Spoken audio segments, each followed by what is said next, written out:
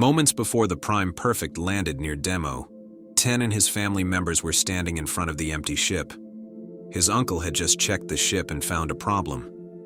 The uncle is looking around to see if he can find anything to make the ship work, as Ten wants to know what exactly is wrong. What is the problem? The ship doesn't have a core. A core? Yeah, it's like the key to start it. Without the key, this is just a high-level piece of junk. We can't just HR a core. You can, but the core and ship need to be a perfect match. Each sequence of the core needs to align with the ship. It's damn near impossible. So what are we gonna do? His uncle lowers his head as if the situation has defeated him. I don't know. As he says those words, a Palindra warrior lands in front of the hangar door and looks at the three of them. His uncle looks at the warrior and then looks at Ten, who is closer. In a low voice, he warns Ten, "Don't move." Ten, seeing the panic in his uncle's face, feels he needs to look behind him to see what his uncle is looking at. He sees the warrior and falls down out of fear. He takes his mother down with him as well. The Palindra doesn't say anything as he takes a step forward. The Palindra draws his sword and lets the sharp edge land on the ground. He drags it on the ground as he comes closer to Ten and his mother. The sound of the sword scratching the floor and closing in is making all of Ten's senses shut down. His uncle knows that the moment he charges the Palindra, they will all instantly die. He is trying to find a way to save all three of them. He is thinking about what the best possible steps are to escape this situation in one piece. Should they run away and see how far they can get? Should he charge the Palindra and let Ten and his sister escape? Should he hire Reason something and use it as a weapon to fight the Palindra? The warrior is now in front of Ten and his mother. He looks down at the two as a predator would its prey. He tightens his grip on his sword as he is about to attack. And it's right then, when a sudden sound is heard coming from the Palindra's transponder. Prime, Perfect, Zalthira, Enitha, Somnia. The Palindra seems frozen in time for a moment. The sudden news was enough to startle him to the point of shaking for a few moments. He turns around and quickly runs out of the hangar and jumps into the sky. Ten and his uncle both watch him run away and jump into the sky. And in the far distance, they can see several black lines go into the sky as well.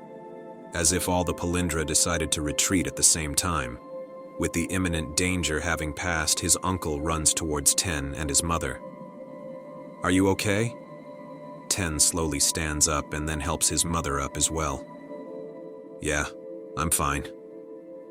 As they look outside to the shadows leaving their planet, they feel like the worst is over.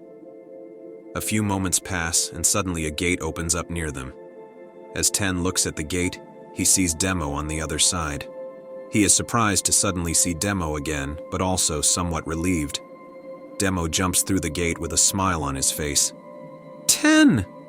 He shouts his name in excitement because the two haven't met for a while. The moment Demo is completely through the gate, Leon steps on the device that opened the gate. Ketsueki threw a quick glance at Leon to show him that he saw what he did. He then continues the fight with the leader of the Palindra. After a few more exchanges, Ketsueki puts a good amount of power behind his slash for the first time. The leader is surprised at the sudden change in power from Ketsueki. Ketsueki looks at the leader with a grin on his face as he approaches him. "I know you can understand me, and it was a nice plan. Sacrifice yourself to save your people." The leader looks at him shocked as he is now extremely worried about his people. "What have you done?" Ketsueki stands straight and looks at the leader with a look completely devoid of emotion.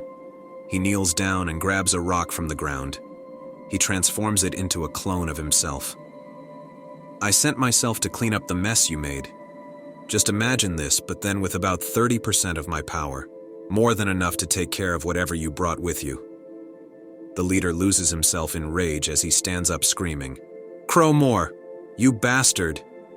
As the leader rushes forward in anger, the Ketsueki clones finish up all the Palindra that were on the planet.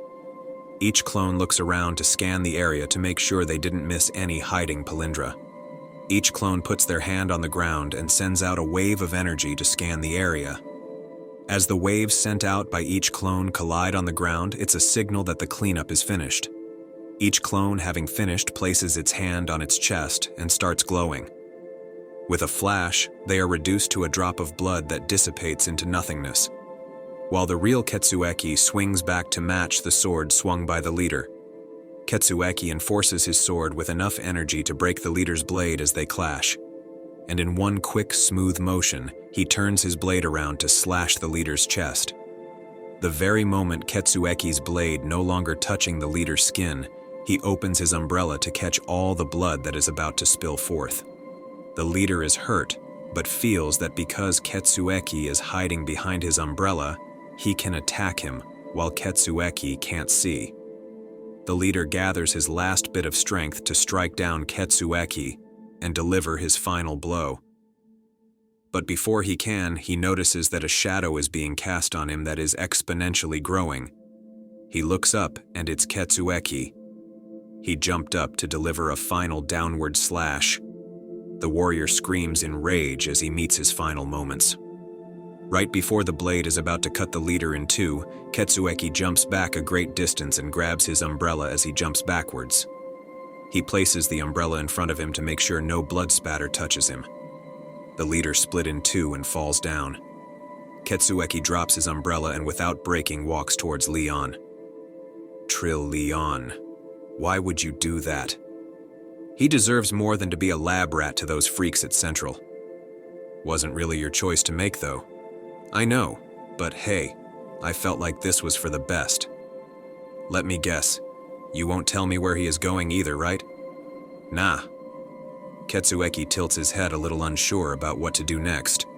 He then looks at the remaining pupils of the gym who are anxiously awaiting what the Prime Perfect will do. Ketsueki then starts laughing. Ha ha ha ha! Well, not much we can do about it now.